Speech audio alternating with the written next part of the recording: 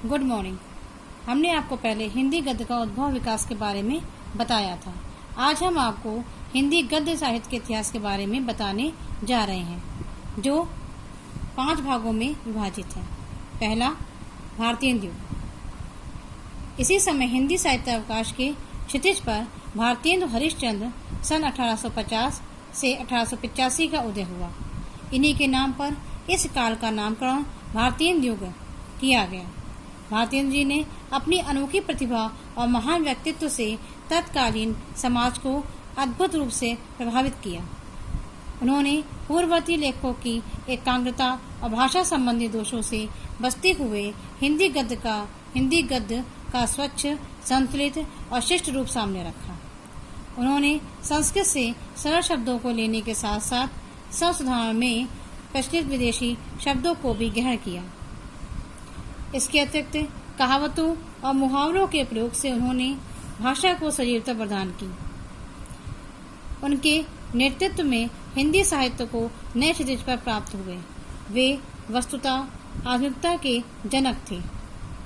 यह उन्हीं की प्रेरणा थी कि खड़ी बोली हिंदी की बाल्यावस्था में ही इतिहास, भूगोल, विज्ञान, धर्म, पुराण, उपन्यास, नाटक, निबंध, पुरातत्व आदि न जाने कितने विषयों की और हिंदी के लेखक प्रवृत्त हुए। भारतेंदु एक व्यक्ति नहीं वरन संस्था थी। भारतेंदु जी हिंदी के प्रथम गद्य लेखक कहे जा सकते हैं। उन्होंने कितने ही लेखकों को जन्म दिया, जिनमें प्रमुख रूप हैं श्रीनिवास दास, बालकृष्ण भट्ट, प्रताप नारायण मिश्र, राधा कृष्ण दास, राधाचरण गोस्वामी, बद्रीनारायण चौधरी, ठाकुर जगमोहन सिंह, किशोरीलाल गोस्वामी आदि। इस युग में अनेक पत्र पत्रिकाएं भी प्रकाशित हुईं, जैसे हिंदी प्रदीप बालकृष्ण भट्ट का, ब्राह्मण प्रताप नारायण मिश्र, आनंद कादम्बिनी बद्रीनारायण चौधरी, प्रेमधन, हरिश्चंद्र मैगजीन और कवि वचन सुधा भारतीय हरिश्चंद्र के थे। इस प्रकार भारतीय युग का गद्य अत्यंत सजीव है। इस युग के लेखकों में अपनी भाषा, अपनी जाति और अपने राष्ट्र के उत्थान के लिए बड़ी आकुलाहट थी और उन्होंने नवयुग की इसी नई लहर को घर घर पहुंचाने का अथक प्रयास किया था। अब दूसरा आ रहा है द्विवेदी युग। भारतीय युग के बाद 20वीं शताब्दी में जिस एक व्यक्ति ने हिंदी गद्य के निर्माण व प्रसार के लिए सर्वाधिक स्तुत्य कार्य किया, उसका नाम महावीर प्रसाद द्विवेदी है। इंडियन प्रेस प्रयाग से सरस्वती मासिक पत्रिका का प्रकाशन हिंदी साहित्य की महत्वपूर्ण घटना है। उन्होंने आचार्य महावीर प्रसाद द्विवेदी इसके यशस्वी संपादक थे। इस पत्रिका के माध्यम से द्विवेदी जी ने भाषा के परिमार्जन का अभूतपूर्व कार्य संपन्न किया। उनके नाम पर ही इस युग का नामकरण द्विवेदी युग हुआ। द्विवेदी जी की प्रेरणा और निर्देशन से ललित और उपयोगी दोनों प्रकार का साहित्य विपुल परिणाम में लिखा गया। सरस्वती ने हिंदी भाषा का एक स्तर प्रतिष्ठित किया। प्रेमचंद, जयशंकर प्रसाद, बाल मुकुंद गुप्त, श्याम सुंदर दास, रामचंद्र शुक्ल जैसे लेखक द्विवेदी युग की देन हैं। उपन्यास साहित्य में देवकी नंदन खत्री के चमत्कार प्रधान तिलस्मी उपन्यासों की परंपरा से हटकर मानव चरित्र की ओर इस युग के रचनाकार सचेष्ट हुए। जैसे तिलस्मी जासूसी, सामाजिक, ऐतिहासिक, पौराणिक चरित्र प्रधान, भाव प्रधान सही प्रकार के उपन्यास इस युग में लिखे गए। द्विवेदी युग के उपन्यासकारों में प्रेमचंद के अतिरिक्त किशोरीलाल गोस्वामी, गोपाल राम गहरमी, वृंदावन लाल वर्मा, विशंभर नाथ कौशिक और चतुरसेन शास्त्री उल्लेखनीय हैं। कहानी का तो जन्म ही सरस्वती से हुआ। पहले अंग्रेजी और संस्कृत साहित्य की प्रसिद्ध कृतियों के कहानी और रूपांतर सरस्वती में प्रकाशित हुए। इसके बाद हिंदी की पहली इंदुमती कहानी ने जन्म लिया और धीरे धीरे घटना प्रधान, चरित्र प्रधान, वातावरण प्रधान, भावना प्रधान कहानियां प्रकाश में आईं। प्रेमचंद, प्रसाद, कौशिक, चंद्रधर शर्मा, हुलेरी और सुदर्शन इस युग के प्रतिनिधि कहानीकार हैं। इस युग में मौलिक और अनुदित नाटकों की रचना हुई। सीताराम, सत्यनारायण, राधा कृष्ण वर्मा रूपनारायण आदि ने संस्कृत, अंग्रेजी, बंगला के अनेक नाटकों का हिंदी में अनुवाद किया। मौलिक नाटककारों में बद्रीनाथ भट्ट, राधेश्याम कथावाचक, जगन्नाथ प्रसाद चतुर्वेदी, किशोरीलाल गोस्वामी आदि के नाम उल्लेखनीय हैं।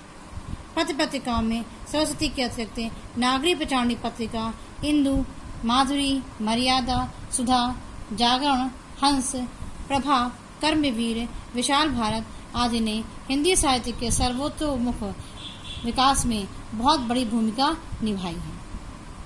तो ये हमने आपको बताया भारतीय हिंदी युग और द्विवेदी युग। अब आपका आता है शुक्ल युग। शुक्ल युग छायावादी युग। छायावादी कवियों में 4 कवि अपने प्रमुख हैं: निराला, पंत, दिनकर और प्रसाद। द्विवेदी युग के बाद हृदय की निर्गुणतम वृत्तियों को व्यक्त करने की क्षमता शुक्ल युग या छायावादी युग के गद्य में दिखाई पड़ी। छायावादी कवियों ने अपनी अनोखी प्रतिभा और सृजन शक्ति से उसके लाक्षणिक, अलंकृत, प्रतीकात्मक और वक्रतापूर्ण स्वरूपों को उद्घाटित किया। प्रसाद, निराला, पंत, महादेव वर्मा, दिनकर आदि ने अपने काव्य ग्रंथों की भूमिकाओं व स्वतंत्र लेखों में नए आकर्षक गद्य का स्वरूप सामने रखा।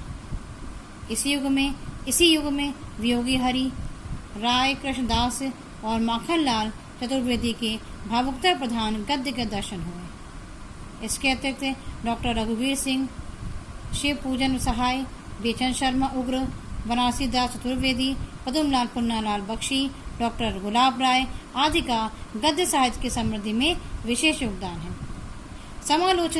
समालोचना और इतिहास लेखन में आचार्य रामचंद्र शुक्ल के विराट योगदान के पश्चात आलोचना क्षेत्र में नंदुलारे वाजपेयी, हजारी प्रसाद द्विवेदी, विश्व प्रसाद मिश्र, डॉक्टर नगेन, डॉक्टर रामविलास शर्मा एवं इतिहास लेखन के लिए doctor Ram Kumar Verma, doctor Ganapati Chandra Gupt, doctor Lakshmi Sagar Varshney, doctor Mohan Awasthi आदि के नाम उल्लेखनीय हैं।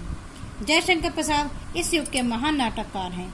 उन्होंने ऐतिहासिक नाटकों की रचना करके हिंदी साहित्य के विकास में एक नवीन पृष्ठ जोड़ा। उनके नाटकों में देश के प्राचीन गौरव के चित्र हैं और उनमें संस्कृति और राष्ट्र प्रेम की भावनाओं के रंग पर्याप्त गहरे हैं। इस युग के उपन्यासकारों और कहानीकारों के उल्लेखनीय नाम हैं प्रेमचंद, जयशंकर प्रसाद, वृंदावन लाल वर्मा, जैनेन्द्र, चतुर्सेन शास्त्री, विशंबरनाथ कौशिक, भगवती प्रसाद वाजपेयी आदि।